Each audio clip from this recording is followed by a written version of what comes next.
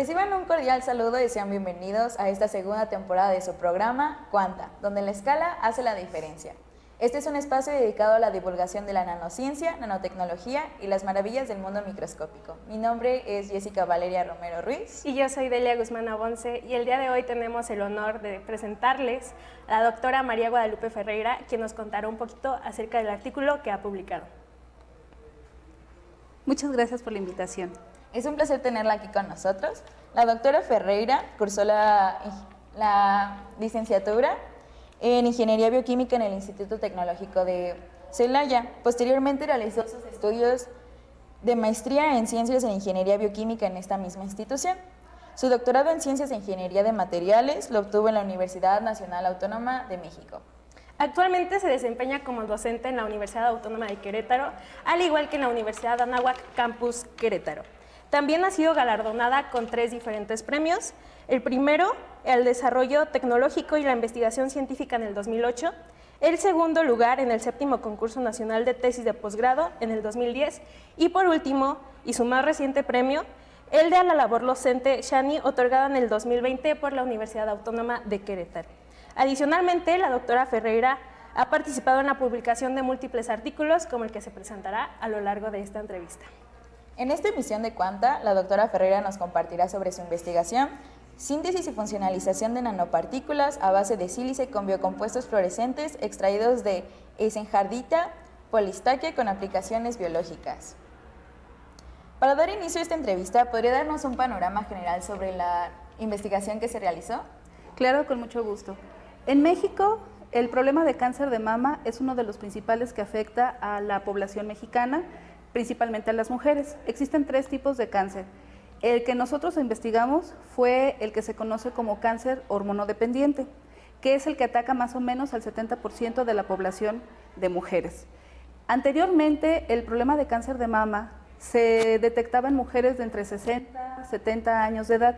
Sin embargo, recientemente, incluso antes de la pandemia, este problema se empezó a detectar en mujeres de entre 18 años de edad, lo cual es muy problemático, ya que esa edad las mujeres están tienen una edad productiva laboral muy fuerte, y tener un problema de salud de este tipo requiere pues mucho ingenio, mucha dedicación y trabajo para resolver este problema. Bueno, doctora, entonces, ¿cómo fue que se llegó a la conclusión del uso de una planta de esta índole? Es decir, una planta que sea perteneciente a la herbolaria mexicana para funcionalizar nanopartículas. Es una excelente pregunta y se necesita contestar en 2 maneras diferentes. Primera, cuando hice esta investigación me di cuenta que el tratamiento de cáncer de mama incluía ciertas moléculas que se ve tienen un efecto antitumoral. Sin embargo, en las terapias que se usan como quimioterápicos, estos compuestos llegan a ser muy agresivos para los pacientes. Entonces, la idea del proyecto, y anudado a lo que me preguntan, era usar un sistema que sirviera como apoyo para las personas que tienen o que toman estos quimioterápicos. ¿Qué características debe tener un quimioterápico? Cierta estructura, ciertos grupos funcionales, y específicamente los compuestos de palo azul, en la investigación que estuve realizando, me di cuenta que tenían tanto la estructura, la forma, los grupos funcionales que se necesitaban para actuar, como primera parte. Como segunda parte, los compuestos de eisenhardita polistaquia, mejor conocido como palo azul, tienen lo que se conoce como fluorescencia. Bajo ciertas condiciones, estos brillan para que sea más sencillo, y eso a nosotros en la investigación nos ayudaba mucho, porque eso ayudaba a que yo pudiera como ver qué pasaba si yo lo introducía en una célula o si usaba algún otro, vamos a decirlo, vehículo, o dónde íbamos a poner las nanopartículas. Entonces, esas fueron las 2 principales razones por las que usamos estos compuestos. Muchas gracias, doctora, por su respuesta. Y bueno, a partir de las posibles aplicaciones que puedan tener estos nanosistemas desarrollados, ¿de qué forma cree que puedan ser aplicados en la industria de la medicina, farmacéutica y alimentaria? Esa pregunta tiene que ser contestada con mucho cuidado, porque podríamos pensar que a lo mejor ya las farmacéuticas o las industrias van a querer abalanzarse sobre estas investigaciones, entonces hay que ser muy cuidadosos. Sí tiene aplicaciones, sin embargo, se tiene que tener en cuenta que hay una legislación, hay varias cosas antes de que se puedan usar, digamos, pues a nivel industrial o ya formalmente, ¿no? De ir a la farmacia y comprar un medicamento que tuviera nanopartículas con este tipo. La idea, como les decía, no es quitar las quimioterapias o lo que se usa para evitar este tipo de cáncer o tratar este tipo de cáncer, sino que más bien como coadyuvante, que es el término que se utiliza, el cual significa que en lugar de tener 5 dosis de quimioterapias, a lo mejor tengas 4 y eso disminuye los efectos secundarios que puedan tener los pacientes. Bueno, doctora, entonces, de acuerdo a todo lo anterior, ¿qué tantas regulaciones se debieron de tener dentro de las muestras del árbol o del Zenjartea polystachya? Es decir, ¿se tenían características muy especiales para este árbol o estas pueden tomarse de cualquier árbol claramente de esta especie a la intemperie? No, nosotros para esta investigación lo que tuvimos que hacer fue caracterizar este árbol que es endémico de Querétaro y lo mandamos a estudiar a la UNAM, justamente a un lugar que se llama la Giloteca, con una persona especializada para que nos determinara cuál era el tipo de árbol que nosotros estábamos utilizando. Zenjartea polystachya tiene más o menos 14 tipos diferentes de especies y solamente nosotros nos especificamos, o más bien usamos solamente una, y esta fue caracterizada y de hecho ya se encuentra dentro del acervo de la Giloteca de la Universidad Nacional Autónoma de México. Muy bien, nuestra segunda pregunta tiene relación con la internalización celular, que es básicamente la aplicación en humanos. En dicha etapa se analizó la capacidad de las nanopartículas para incorporarse en la línea celular utilizada en la investigación. ¿Cómo podría explicarle esta etapa a nuestro público y por qué fue tan importante? Claro, cuando nosotros decidimos hacer estos estudios tuvimos que usar una línea celular específica que era la MCF7. Esta línea celular es un tipo de cáncer hormonodependiente, que era el tipo que nosotros estábamos utilizando o analizando, mejor dicho, y lo comparamos con una célula normal. Cuando veíamos que teníamos que hacer estos análisis, tuvimos que hacer dos pruebas diferentes. Hicimos mucho más, pero me voy a centrar en estas dos. Teníamos nuestra línea celular, agregábamos nanopartículas sin nada, y también teníamos nuestras líneas celulares, tanto la hormonodependiente como la sana, y agregábamos las nanopartículas con los compuestos de palo azul.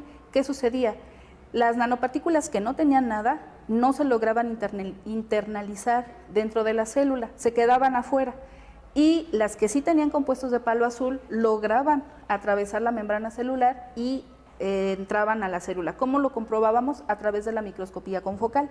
La microscopía confocal nos daba las imágenes de la célula y aquí viene la importancia que les decía de la fluorescencia que llegaban a tener los compuestos, porque adentro de la célula yo podía ver hacia dónde se iban los compuestos de palo azul, que obviamente llevaba la nanopartícula como vehículo. Fue muy importante determinar, porque de eso dependía cuál era el mecanismo que se usaba para el posible tratamiento que pudiéramos tener. ¿Y por qué usar fluorescencia? O sea, ¿cuál es la relevancia de la utilización de la fluorescencia dentro de las nanopartículas para un estudio como este? Está más relacionado como el tipo de tratamiento. Los tratamientos que se usan para cáncer de mama puede ser que ataquen a las enzimas, puede ser que ataquen a los estrógenos, que son los encargados de dar las señales para que las células se reproduzcan mucho. En este caso, el lograr que las nanopartículas se internaran dentro de la célula fue muy beneficioso en el sentido de que no necesité hacer otra cosa. Para internalizar cosas a la célula, por decirlo de alguna manera, se necesitan cosas químicas o mecánicas. Yo no usé ninguna. Agregué las nanopartículas, las puse en el medio de la célula, lograron entrar y pude ver con la microscopía confocal hacia dónde se dirigían. Bueno, doctora, muchísimas gracias por sus respuestas, pero antes de seguir platicando un poquito más acerca de este artículo, tenemos que ir a un corte, a un breve y pequeño corte, y regresamos con Cuanta, un espacio donde la escala hace la diferencia.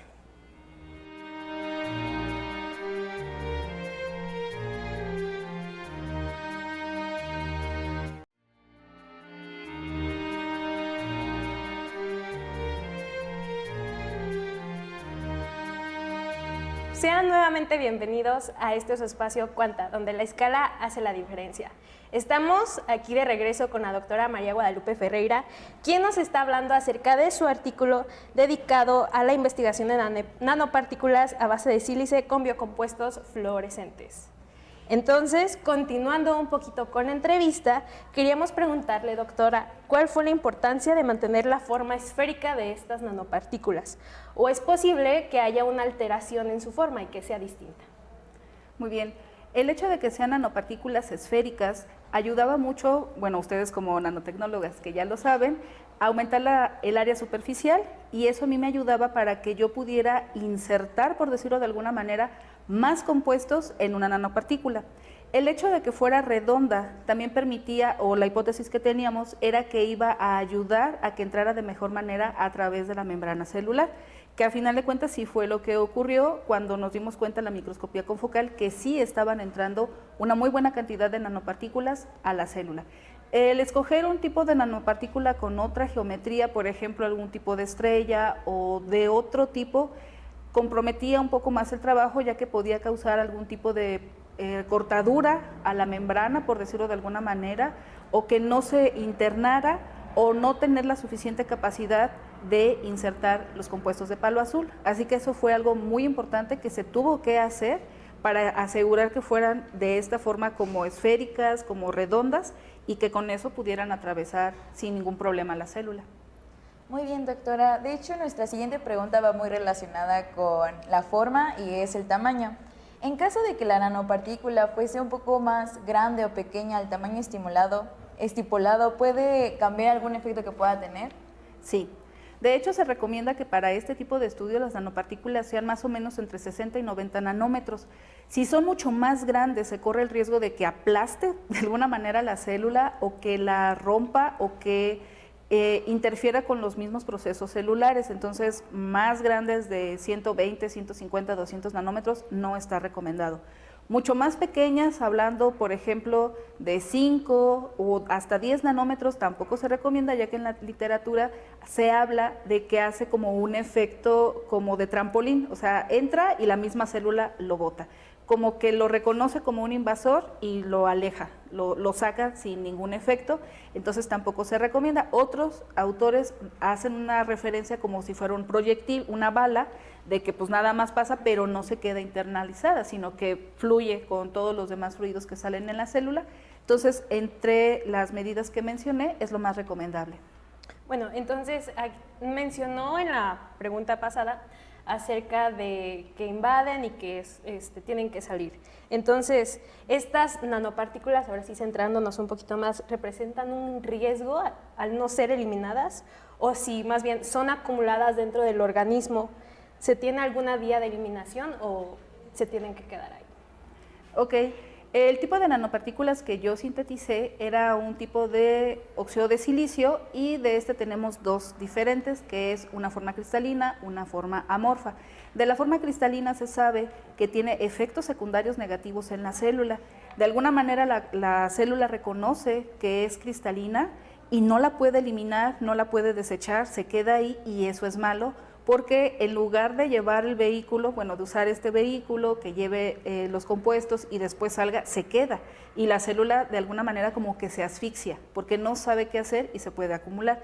Sin embargo, en este estudio, y la literatura también lo decía, teníamos que obtener nanopartículas con una morfología, se llama amorfa, que no tuviera un arreglo. Ustedes ya lo conocen, los alumnos de nano también lo conocen, y el hecho de que tuviera este arreglo amorfo permitía que la célula lo reconociera y lo eliminara como un desecho más. Entonces la nanopartícula funcionaba como un vehículo, dejaba los compuestos y se retiraba. Y justamente hablando sobre este modelo amorfo, ¿trae otras ventajas al nanosistema? Nosotros veíamos que el hecho de no calentarla para darle una estructura diferente no implicaba más procesos, y la superficie era muy fácil, por ejemplo, de funcionalizar, que es lo que llamamos para integrar el nanosistema con los compuestos de palo azul. También es importante mencionar que no se unían así solamente solas, sino que sí tenía que usar como un puente que ayudara a que estos se enlazaran para que después, cuando yo lo quisiera, el puente romperse y de liberar los compuestos de palo azul. Entonces sí era muy relevante que tuviéramos esas características, tanto de la forma, bueno, la cristalinidad y en la superficie, que tuviéramos los grupos funcionales adecuados para hacer las reacciones químicas correctas y que se hiciera esta unión. Bueno, entonces ahora algo, yo creo que muchos ahí en casita, el palo azul es algo que todos tomamos, ¿no? Que muchas personas con problemas de riñón toman, porque es algo muy conocido, es algo de la herbolaria mexicana. Entonces, ¿qué implicaciones o el tomar el palo azul ayudaría? No. En este estudio, lo que nosotros hicimos fue, sí, extraer los compuestos de palo azul, no como si fuera un té, usábamos una técnica que es una destilación, que es parecida a hacer un té, pero no hacíamos un té. Hacíamos esta técnica de destilación, extraíamos estos compuestos, pero los extraíamos con diferentes solventes. Usábamos agua, alcoholes y veíamos cuál era la que tenía mejor resultados en cuanto a la extracción. Ahora, en casa, me imagino, siempre lo preguntan, entonces si me tomo una tacita de té, ¿ya con eso evito el cáncer? La respuesta es que no. En este estudio nosotros nos dedicamos a separar las moléculas que se encontraban dentro de ese té o de este compuesto, bueno, de este líquido que nosotros obteníamos, y hay cientos de moléculas. Usamos técnicas de cromatografía especiales para poder separar esos compuestos y yo al final obtenía los compuestos que se necesitaban para este estudio. ¿Cómo sabía cuáles eran los compuestos? Primero los analizábamos en resonancia magnética nuclear, veíamos la estructura, la conformación química y después la fluorescencia. Entonces, las moléculas que cumplían con esos dos requisitos de la estructura que yo estaba buscando más la fluorescencia eran las que yo tomaba para hacer este estudio o las que tomé para este estudio. Muy bien, doctora. Dicho, también nuestra siguiente pregunta va relacionada con las propiedades de estas nanopartículas. ¿Podría explicarnos el papel que juega la carga eléctrica en estos sistemas cuando hablamos sobre las aplicaciones biomédicas? Sí, de hecho, muchos de los nanosistemas que se usan tienen el problema de que no se pueden internalizar, vamos a decirlo de manera como natural, como que la célula lo rechaza. Entonces, cuando se tienen esos casos, se tienen que hacer 2 o 3 cosas, que pueden ser con compuestos químicos para abrir la membrana o mecánicos, que son más riesgosos ya que puedes romper la célula. En mi caso, el hecho de tener una carga eléctrica positiva, que fue lo que nosotros habíamos encontrado, permitía que la carga negativa de la membrana de la célula la absorbiera como de mayor facilidad. El mecanismo estamos trabajando para determinar exactamente cuál es, suponemos que es un mecanismo más como de difusión, pero todavía nos falta establecer con más detalle esos mecanismos. Bueno, doctora, y por ejemplo, ¿existe la posibilidad de que al ingresar estas nanopartículas a la célula existan ciertas mutaciones y que estas mutaciones tengan repercusiones, por decirlo, negativas? Sí, de hecho, las células de cáncer se consideran como células mutadas, porque el mecanismo por el cual se da el cáncer de mama hormonodependiente, que es en el que yo me enfoqué, es que se generan estrógenos. Estos estrógenos llegan al núcleo y en el núcleo se dan las señales para que se empiecen a producir una gran cantidad de células. El problema es que al producirse una gran cantidad de células muy rápido, hay algunas que se mutan y por eso tenemos esto que llamamos cáncer. Entonces, a final de cuentas, son células mutadas. Lo que tratábamos de hacer con este estudio es que esas células mutadas, no las sanas, sino las células que estaban mutadas, absorbieran este vehículo que lleva los compuestos de palo azul y no revertir como tal la mutación, pero sí detenerla, porque estas células también reciben esas señales de estrógenos, entonces empiezan a reproducir también ellas y se va generando ya lo que se conoce como un tumor. Entonces la idea del proyecto era que este vehículo sirviera como freno para que esas nanopartículas no siguieran creciendo y pudiéramos detenerlo. Repito, no estábamos buscando quitar los quimioterápicos que se usan, no, sino más bien coadyuvar para que se usaran menos y también hubiera menos efectos secundarios en los pacientes.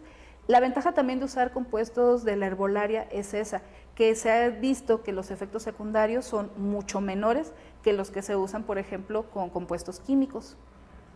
Muy bien, doctora. ¿Y a la hora de la investigación existió algún comportamiento de rechazo a los nanosistemas desarrollados por parte de la línea celular utilizada? No, nosotros no tuvimos rechazos, usamos la línea celular MCF7 que es específica para cáncer de mama hormonodependiente, y algo bien curioso fue que también usamos una línea celular normal y también se lograban internalizar, y después la pregunta era, bueno, entonces si se internaliza en las dos, ¿habrá alguna diferencia? Y la respuesta es que sí. La célula sana no lo reconocía como algún agente, entonces desechaba las nanopartículas, pero las células que sí tenían esta respuesta lo aceptaban y se dejaban de producir estas células malignas, por decirlo de alguna manera. Bueno, entonces, por ejemplo, está hablando mucho de hormonas y aquí entran claramente los estrógenos. Por ejemplo, para aquellas personas que tienen algunos problemas de desbalance hormonal, ¿les afectaría de alguna forma? Nosotros, con lo que hemos investigado, creemos que no del todo, ya que esas personas sí requieren un tratamiento especial. Si tienen problemas de hormonas, lo que se ha visto, que hemos estado trabajando, es que deben de llevar su complemento de hormonas, y aparte, cuando tienen cáncer de mama, por lo regular es un cáncer de mama diferente, porque este no depende tanto de las hormonas. Entonces, en este caso particular, creo que no se vería tan comprometido, porque no es el tipo de cáncer al cual va dirigido, sino que posiblemente sea otro tipo diferente. Muchas gracias por su respuesta, y antes de despedir al programa nos gustaría preguntarle cuál fue su experiencia trabajando con un equipo multidisciplinario en esta investigación. Híjole, les agradezco mucho esa pregunta porque quiero aprovechar para agradecer al gran equipo de trabajo que nos ayudó con este proyecto. Primero, a la doctora Miriam Rocío Esteves González, del Centro de Física Aplicada y Tecnología Avanzada en la UNAM Juriquilla, quien fue quien nos apoyó con todo para que se pudiera desarrollar el proyecto. De hecho, ella fue mi asesora de doctorado, entonces estoy muy agradecida con ella. Al doctor Gustavo Molina, que también me ayudó con toda la parte de las caracterizaciones, con la parte de la síntesis y demás, agradecerle también a él. A la doctora Marta Cruz Soto, de la VM, aquí en Querétaro, quien también nos ayudó con todas las pruebas bioquímicas, biológicas, para determinar justamente los modelos que eran más adecuados para las células. Y aquí a la UAC, a Ciencias Naturales, porque ahí fue donde hicimos todo este desarrollo para determinar el comportamiento de las células con los compuestos de palo azul. Muchísimas gracias. No, al contrario, agradecemos muchísimo a la doctora Guadalupe Ferreira por compartirnos un poco sobre este interesante artículo. Valoramos en gran medida el tiempo que se ha tomado. Le deseamos a usted y a todos los colaboradores de este artículo muchísimo éxito en el futuro, y esperamos verla nuevamente por aquí, en este su espacio, doctora. Por lo tanto, mi compañera Jessica Valeria y yo, su servidora Delia, nos despedimos de ustedes el día de hoy en este episodio de nuestro programa Cuanta, un espacio donde la escala hace la diferencia. Hasta la próxima. Gracias.